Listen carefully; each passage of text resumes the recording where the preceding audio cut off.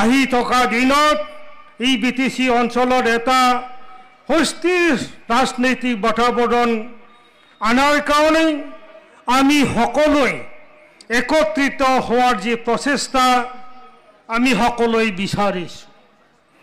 BPF দলত যদি সুধে, সাধাৰণ জনতাক যদি সুধে, সকলোৱে ক'ব যে BTCত ৰাজনৈতিক যদি তেনেকুৱা অস্থিৰ ৰাজনৈতিক পৰিস্থিতি থাকে তেতিয়াহ'লে আমি উন্নয়ন কৰিবলৈ সম্ভৱ নহ'ব।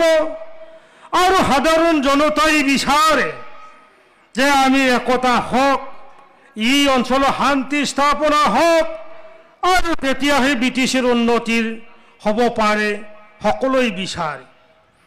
আজি BPF দলৰ নিশ্চয় ক'ব পাৰে হাগ্ৰামা মহিলাৰী ডাঙৰীয়া আজি আমাৰ BPF দলত বিচৰা, আমি বিচৰা এই আলোচনা আৰু UPBL দলৰ লগত আলোচনা কৰি একত্ৰিতভাৱে এই অঞ্চলত একত্ৰীকৰণৰ যিটো প্ৰচেষ্টা, এই ক্ষেত্ৰত যেহেতু হাগ্ৰামা মহিলাৰীয়ে আখৰ গছ মনোভাৱ আৰু নিজকে আজিও BTC চিফ বুলি যিটো ভাবি লোৱা যি এটা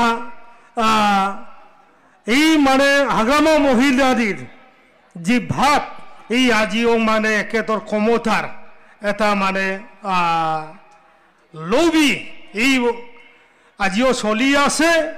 গতিকে আমি হাগ্ৰামাক মহিলাৰী ডাঙৰীয়াৰ যি মহান যি আলোচনাৰ এইটো বিফলতাৰ কাৰণটো মূল দায়ী বুলি ক'ব বিচাৰোঁ। আৰু সেই কাৰণে আমি এই সিদ্ধান্ত, চৰম সিদ্ধান্ত গ্ৰহণ কৰিব লগা হৈছে। তেনেকুৱা বহুতো দিন আহিছিল,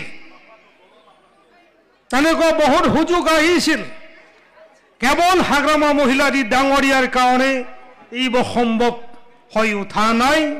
ইয়াৰ কাৰণে আমি আগবাঢ়ি যাম আৰু এইটো সফল কৰিম বুলি আমাৰ এটা দৃঢ় বিশ্বাস আছে, আৰু আমি সফল কৰিম।